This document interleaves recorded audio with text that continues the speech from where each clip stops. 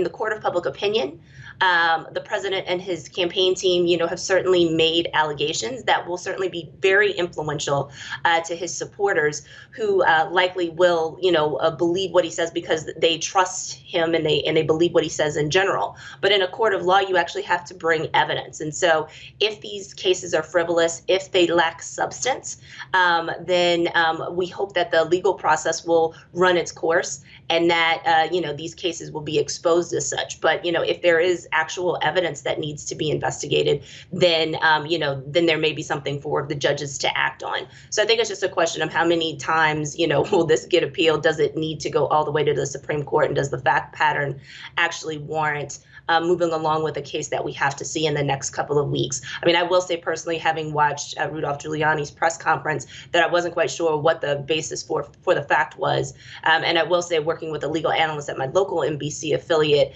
that he didn't actually see much substance to the lawsuit that's been filed in Georgia.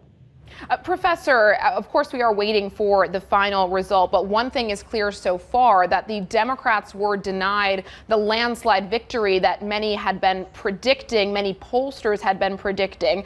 Where do you think the pollsters went wrong, and where do you think the Democrats went wrong in not achieving this landslide? So I think it's absolutely true. And we have to acknowledge that what this election reveals is a very deeply divided America. So, even if Donald Trump doesn't win re-election, we still have to deal with the chasms and the divisions that are very apparent in our society. When we look at some of the polling, I think we'll probably go back to to how we weighted demographics, as we did in the 2016 cycle, and we'll look to see if there were certain groups who were underrepresented in polling, and if those preferences were actually going to be influential. I think, ultimately we're going to have to see what the final count is. What we may find is that as all of the votes get tallied and as these election results get certified, that especially in the popular vote race for the presidency, is that we might actually see actual results that actually fall into line with what some of the national polls were predicting. I think it's too early to see. I want to wait for the final vote, but I think, we are going to be looking at certain key Senate races and wondering why we thought that Democrats were going to perform better than they actually did in the elections, and look at sampling and look at sort of just the quality of those state polls.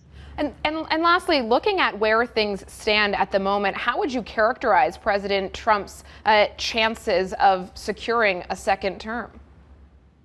Because the margins are razor thin, we have to see whether or not these legal challenges get any votes thrown out that could actually spell the difference between winning or losing a state, or changing some of the calls that have already been made. Right now, just looking at where President Trump is in Nevada and Arizona, he's currently behind Joe Biden. So if Joe Biden maintains his lead, it's game over. And in Georgia, that the number keeps on contracting. So when I went to bed, it was about 40,000 votes. And I do bad arithmetic when I'm groggy, but it looks like he's within 30,000 votes. And there still are thousands of votes that remain to be counted in Georgia. So even if Joe Biden loses Georgia, if he wins Nevada and Arizona, he doesn't actually need Georgia's votes. But the fact that he's come within a hair's breadth, less than a percentage point, well less than a percentage point of beating Donald Trump is notable. And this, shows one, how divided this country is, but it also shows how competitive Georgia is as a state, which people are not used to.